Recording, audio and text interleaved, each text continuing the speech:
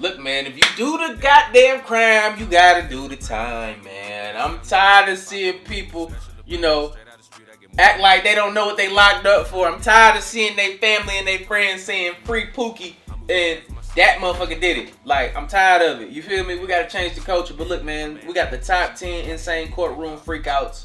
Let's get it. You know what I'm saying? Let's get into this video, man. Hopefully y'all having a good day. I know I'm having a good day, but we always spread positive energy over here. You know what I'm saying? We're going through this thing called life together. Let's get it.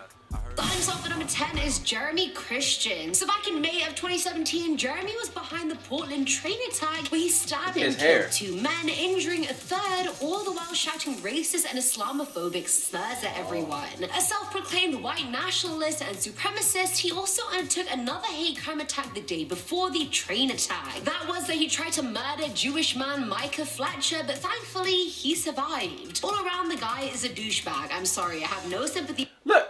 Don't be trying to act like you crazy now with these damn haircuts, bro. He might be the first one to pull off the yee. You feel me? Like, the yay, I meant, you know, the Kanye haircut. But, bro, you ain't crazy all of a sudden. That shit crazy, bro. Towards those kind of people, like... Take that time. Anyway, Jeremy's trial took place in February of this year, and things got pretty out of hand. Witnesses and family members of the victims took the stands, and Jeremy can be seen shouting at the one victim who he didn't actually end up killing. He says things like, "I should have killed you," as well as using the N-word and other racial slurs. Oh, no, you didn't? Thing like, "Go back to Tennessee, we don't want you here, all your race is making bullshit." Then he rips off his mask and shouts George Floyd like he was happy Floyd got killed. The whole thing was just super unsettling to watch, and he eventually just got escorted out of the courtroom. Coming in at number 9 is... Hold on, wait. They ain't say how much time he got. He probably got life.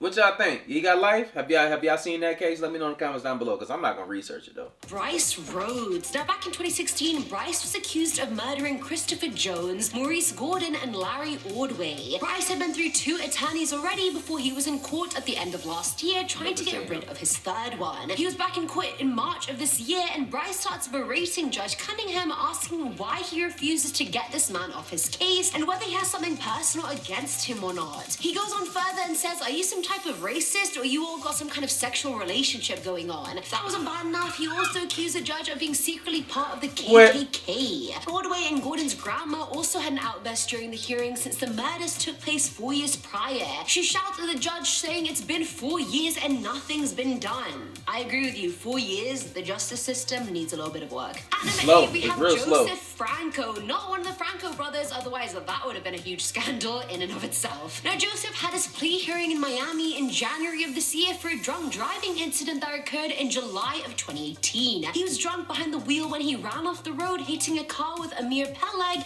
and his wife and 2 daughters inside. The crash killed Amir on the spot, his daughters were also quite badly injured, and his wife Zulma suffered a pretty serious brain injury. At the hearing, Joseph pleaded guilty and got sentenced to 3 years in prison and 5 of probation. Apparently, he was not only drunk, but inhaling... That's it, though?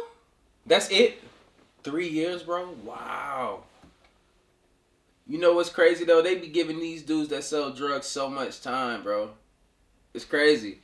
Somebody that can actually kill somebody and you can see, and you know it happened, they get 3 years. Nitrous oxide since he had That's the why people out here killing each other. They don't care. They get out 3 years. It was the most people that had ever gathered for a plea hearing ever. But the freak out we're talking about didn't happen during the hearing. It happened right after. You can see Joseph's mom hysterically crying as soon as she leaves the courtroom. And then upon seeing this, Zulma goes up to her and says, "If you think that is much, then you don't know," before hitting her on the shoulder. I would be pissed too. I ain't gonna lie. I wasn't even paying attention to most of that. That whatever that woman on the right hand side that was walking down the hallway, but she had that thing back there. I ain't gonna cap. If my husband got killed and you're crying over your son going to prison for like a year or 2, bite me. He killed my husband. I'm saying it like I'm her.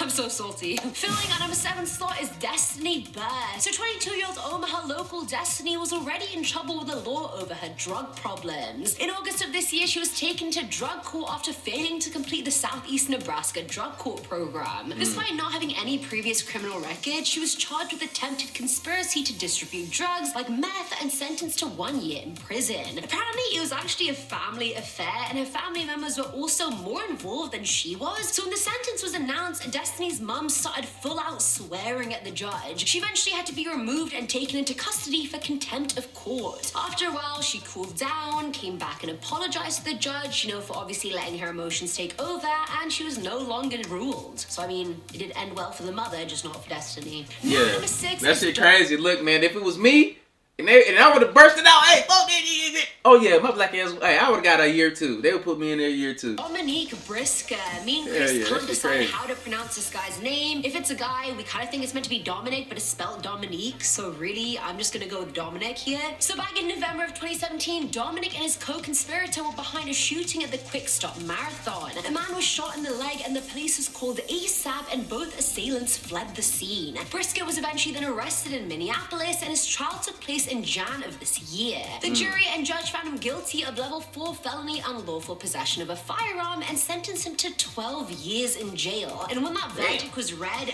boy did he lose it. He started swearing at everyone and flipping chairs and tables in the courtroom, so much so that Judge David Happ gave him an extra 6 months in jail. Dude, he's like that meme, those like OG memes, just like flip table.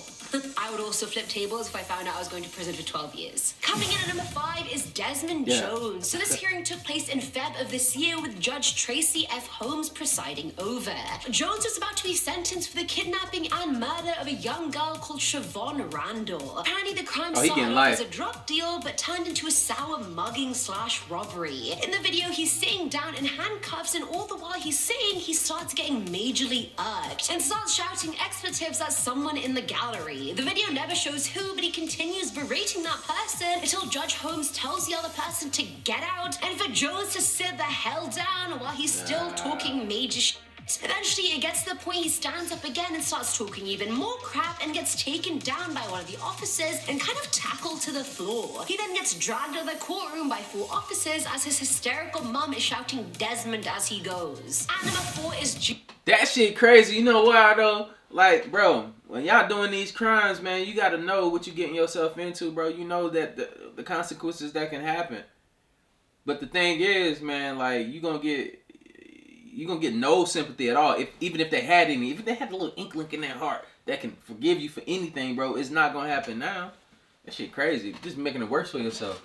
Julian Assange. So if you haven't heard of Julian, he was the founder of WikiLeaks, so we like him. But of course, he has done a lot of illegal things and violated many laws. Earlier in September, he was in court for his extradition case, and while reprieved, charity founder Clive Stafford Smith took the stand in favor of Julian. He was met with a lot of backlash from James Lewis QC. The two got into a heated argument about Julian leaking information about the US drone strikes in Pakistan, and Julian tried to interject multiple times before Judge Vanessa Baretsa stopped him. She then told him, if you interrupt proceedings, it is open to me to proceed in your absence. So basically, he was told to shut the hell up or get the hell out. Filling out number 3 slot is DERON Richards. Richards had been charged with burglary and had already been in court in June for a preliminary hearing to judge his competency. Even before that trial, DERON was yelling at the judge saying he had the right to speak his mind and how the whole thing was illegal and that he wanted a new attorney. The bailiff forced him out of the courtroom while he shouted, if you want to remove me, then bye, I'm out of here. He's saying it like he's mic dropped the situation when he really hasn't. After it was concluded that he was fit to stand trial, his actual court hearing took place a month later in Sacramento. His disruption in the prelim and his refusal to show up for his second hearing meant it could go on without him, and it did. Now number 2 is William SLOSS. Hey man, that's real talk. I learned that from experience, man. Like,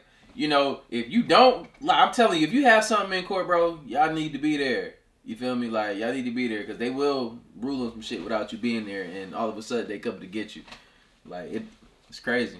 Castro kidnappings would have probably still been a thing if it wasn't for Amanda Berry's call that fateful night in 2016. In February of this year, William was accused of murdering Berry, and before he even comes into the courtroom, he purposely falls onto the ground, so the officers have to physically drag him to the window. As the judge says he's here for murder, Sloss starts shouting at her, being like, yeah, whatever you like. Yeah.